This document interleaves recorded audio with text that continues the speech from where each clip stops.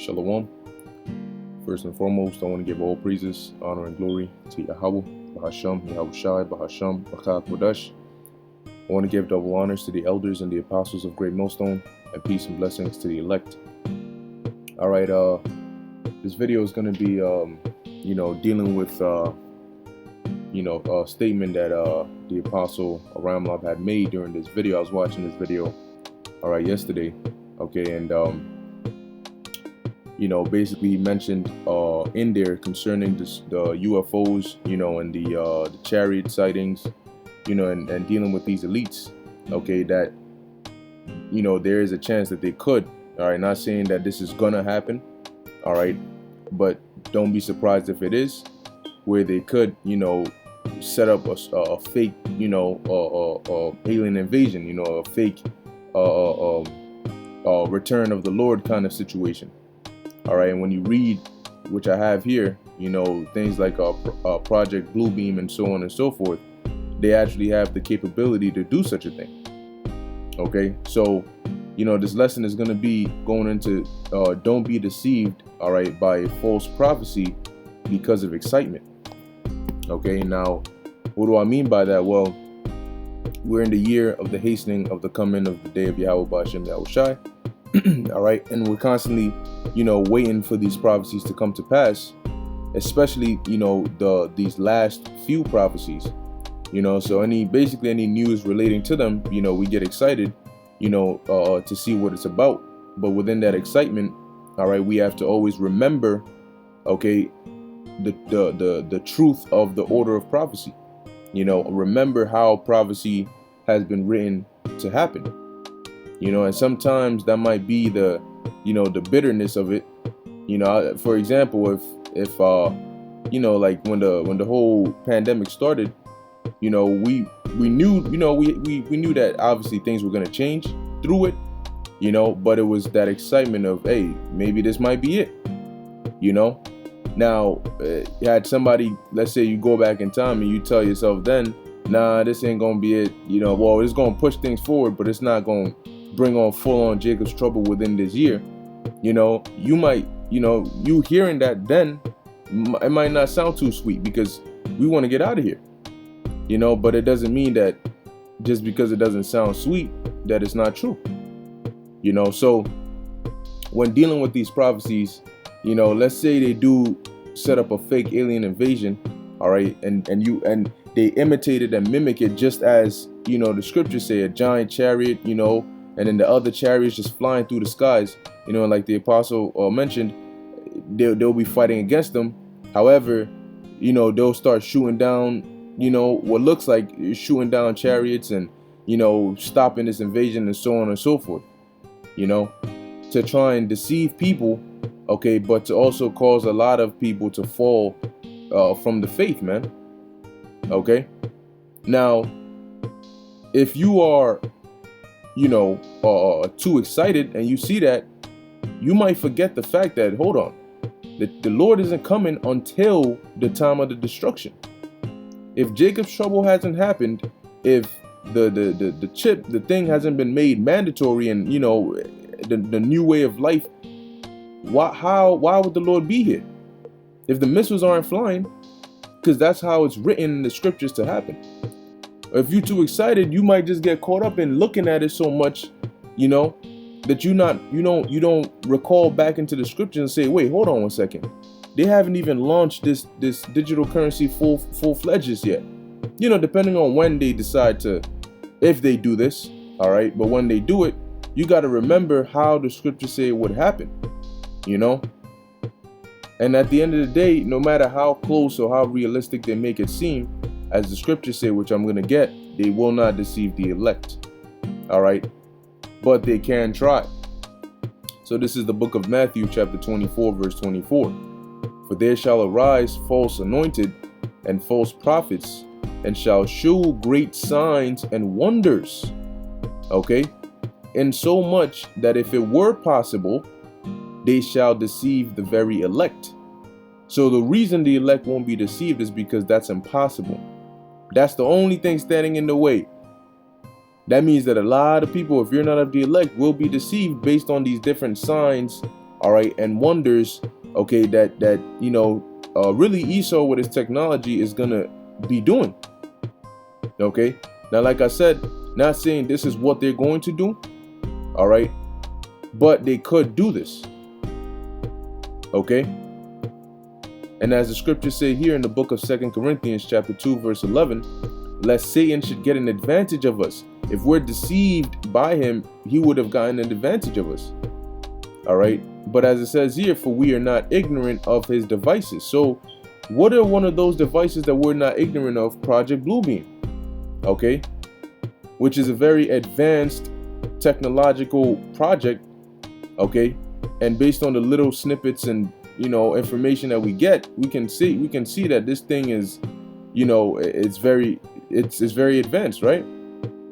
But we know they have things like this, and as a matter of fact, I have something here. It's called Serge Monast, all right, which is I believe it was a individual's name, and it goes into, he speaks about the Project Bluebeam, okay, which I read it somewhere. I can't find it exactly. If I find it, I'll bring it out again. But it was basically going into how they're able to use manipulation via satellites and other means to where they can concentrate molecules in a particular area to where it creates a feel and a look, all right, as if something is actually there. So you have holograms, which are one thing, but you have a 3D hologram to the point where, or 4D, or however they call it, to where you can smell it, you can touch it, and you can see it. And so it looks almost like it's there, So it's not like something can just phase through it and you're like, oh no, that's a hologram. By the concentration of the molecules in that particular area. And like I said, I forgot where I read it, but I know it was dealing with Project Bluebeam. So now imagine they have this kind of technology. They can make things that aren't actually there look, feel, and seem like they are actually there. Okay? And as a matter of fact, there's actually, let me see if I can find it.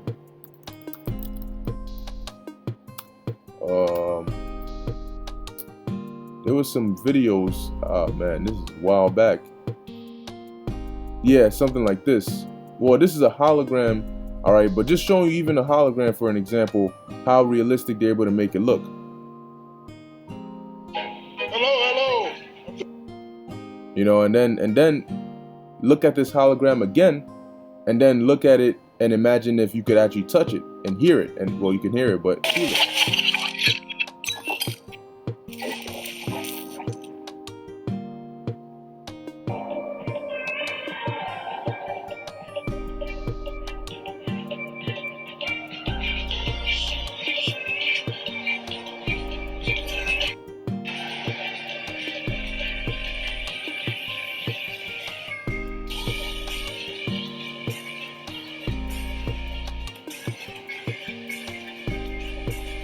So you see that? And that's not real. It just looks real. All right? Look at that. See? Look. Where they make it look like it's, I'm gonna just turn that audio off. I don't need no copyright. Look at this. See? Now you would think, yo, hold up, there's a whole rhino there, but there's not. And this is all, and I'm gonna, yeah, there we go, here's another one. And I'll leave the link to this in the description. You can see it if you want to look at it. You got dinosaurs. And then check this out. Look at that. They got the whole gymnasium floor looking like it's water. So for them to be able to manipulate it, it looks real, and to be able to make it feel real, that's some advanced technology. But now imagine they use something like this to stage one day you just see a giant chariot just start pulling up over the earth, just as the scriptures say. What is that going to do? That's going to make people think, oh, whoa, that's the return of the Lord, right? Because it's just like it's said in the scriptures, but now you're seeing it. So that's why I mentioned, don't let your excitement get the best of you to believe a false prophecy, to where it looks like, yeah, that's the prophecy being fulfilled, but then your better mind is telling you, that's something doesn't feel right about this. Hey, might hear a voice, might see what it looks like, people going up, whatever the case may be, But let's read this real quick. I'm just gonna go to the main point. All right, and it says here, let's see. In 1994, he published Project Bluebeam (NASA), in which he detailed his claim that NASA, with the help of the United Nations, was attempting to implement a New Age religion with the anti-Messiah as its head and start a new world order via a technologically simulated second coming of the Messiah. Now, what does it say in Revelation 1:7? Did it not say he's coming with the clouds? And do we not constantly teach and go into how the Lord is going to make his second coming? So these devils listening, all right, they could easily, based off of the scriptures and the description we give, look at how they're able to make movies based on like the Yahushai's time period or the book of Exodus and make it look so real.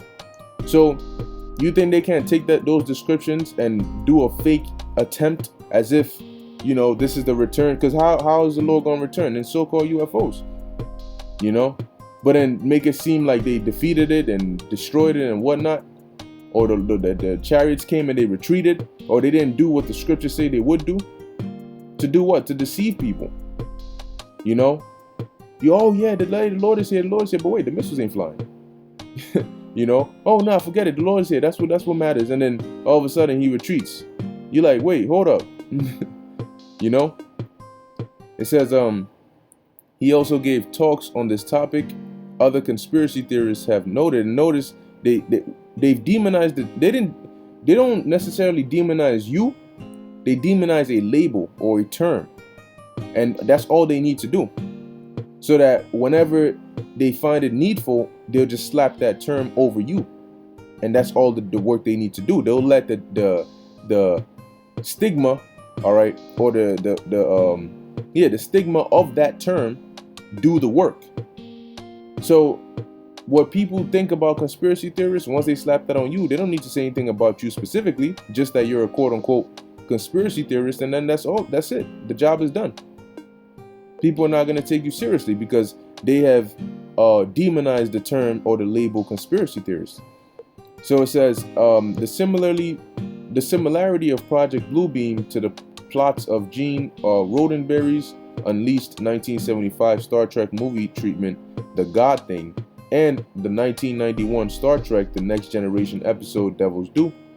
In 1995, he published his most detailed work, Les Protocoles de Toronto, all right, 666, modeled upon the protocols of the Elders of Zion, which is an actual thing. And when you read it, there's a lot of things in there which these elites basically speak about.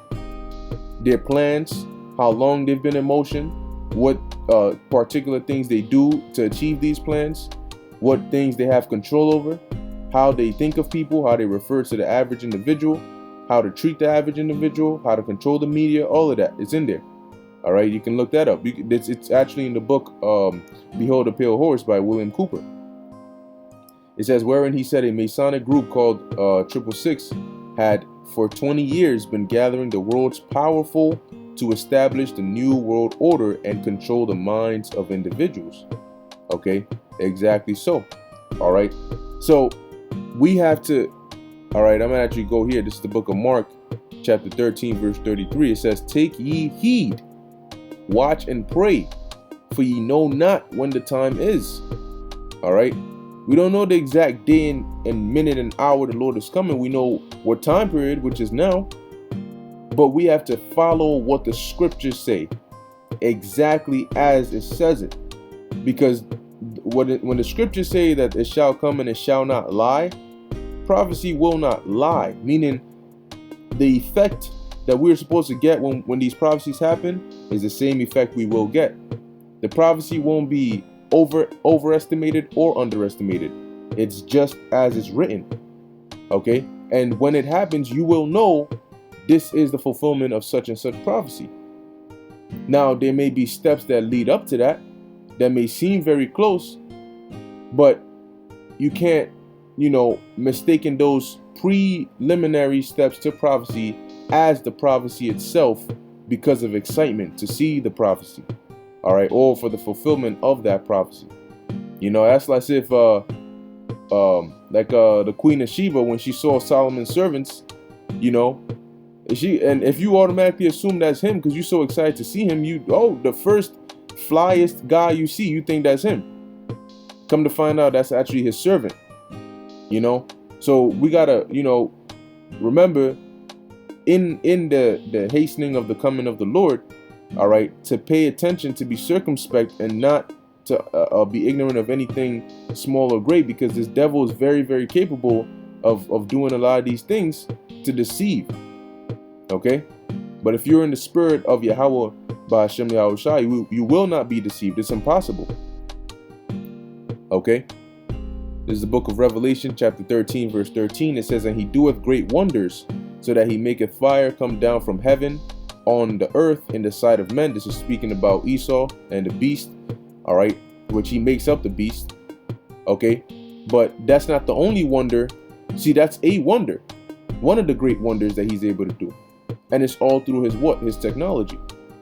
Verse 14, "And he says, and deceiveth them that dwell on the earth by the means of those miracles which he had power to do in the sight of the beast," meaning in the presence of the beast, while this beast system is still here. So they have the power to do these things, to make them look like miracles, to deceive people that are dwelling on the earth. And like I said, I'm not saying this is what they will do, but they have power to do something like this. So in the case that they do try something like this, you have to take caution in your mind, all right, and confide in what the words of the Lord say, not what your eyes are telling you, or what the news is saying, or how believable it may be, or how many people believing it or believe in it. You got to go with what the scriptures say, all right. What did the Lord say? The Lord is not double-minded. What he says, you stick to the original thing the Lord said. Not whatever is reformed, like that prophet who the Lord told to go and go to the northern kingdom, and then go when he was coming back, not to come back the same way, not to eat or drink anything in that land. And then he ended up getting deceived by another prophet, because the other prophet came and said, "Oh no, an angel came and told me to tell you to come eat." Now, instead of the first prophet obeying the first commandments the Lord gave him, he went and he got deceived, and then he ended up getting put to death. So it says here, Revelation 13 and 14, "And deceiveth them that dwell on the earth," we dwell on the earth, "by the means of those miracles which he had power to do in the sight of the beast." How did he have that power? Job 9 and 24, and also his technology. It says, "Saying to them that dwell on the earth, that they should make an image, a system, to the beast," all right, this power structure, which is based off of the ancient Roman Empire, that power structure, which had the wound by a sword and did live, okay, which was the ancient Roman Empire.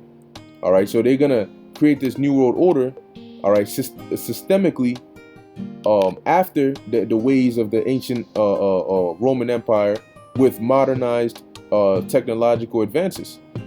Okay, so they're gonna try to deceive people out of whatever they believe and tell them, "No, see, this is why what you believe is false. Come join us in making this new system. Come be a part of our new world order." Okay, so hey man, we're living in some very interesting times. All right, very interesting times, and yes, it is interesting, and yes, it will be even more interesting, but you also have to remember prophecy, man. And that's why the scripture say in Isaiah 33 and 6 that wisdom and knowledge shall be the stability of thy times. Knowing what the scriptures say, knowing what the Lord said, knowing how he said it, is going to keep you stable, all right, in these times, and having faith and believing that the words written in the scriptures are true. Okay, So with that, I hope you were edified. In closing, I want to give all praises, honor, and glory to Yahweh, Bahasham, Yahushai, Bahasham, Rakha Kodash. Until next time, Shalom.